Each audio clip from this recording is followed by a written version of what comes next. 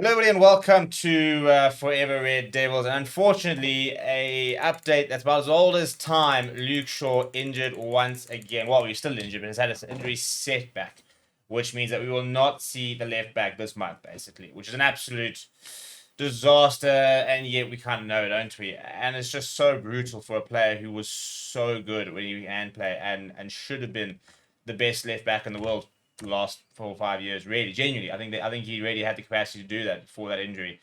But yeah, we just had a bit of an update and apparently another setback for him. We'll go through the details in just a bit. But before we do that, please do smash like on the video. Please do subscribe to the channel as well. So there's an insider account called United Menace. Apparently, Shaw has suffered another injury setback and could be out for a further 4 weeks, depending on treatment and rehab. And it's an account that's pretty good at finding out what he seems to have the note in. So it's pretty reliable, and that means that Luke Shaw. I mean, I'm trying to look at his game. It's just horrendous when you look at the amount of games he's played in the last 2 seasons, or the lack thereof, the amount of games in his last 2 seasons.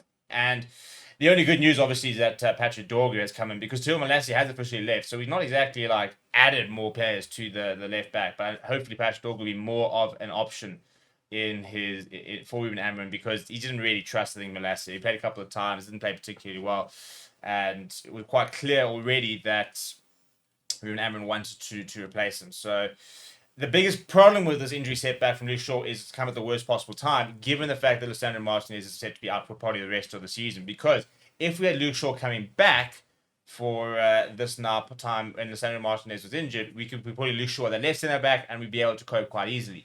Now we've got both of them injured, which means our only fit centre backs, are Maguire, fully fit centre backs, Maguire, De Ligt, and Lenny Yoro. Then Victor Lindelof said to come back, Johnny Evans in the wings, and then that's really the only sort of options we've got, unless we start looking at promoting Aiden Heaven.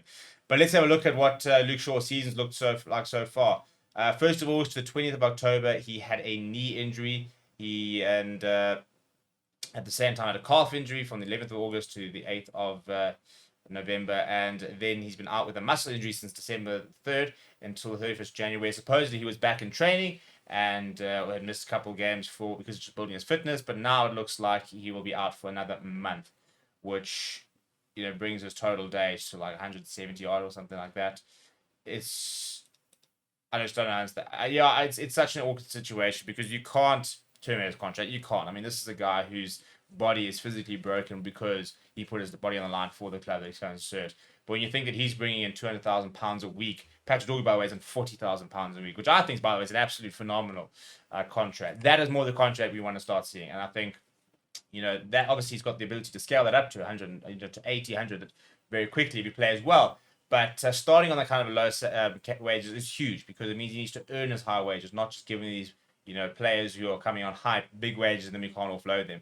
But Luke Shaw has played a total of 98 minutes so far this season. He's played 3 games and has come off the bench both times.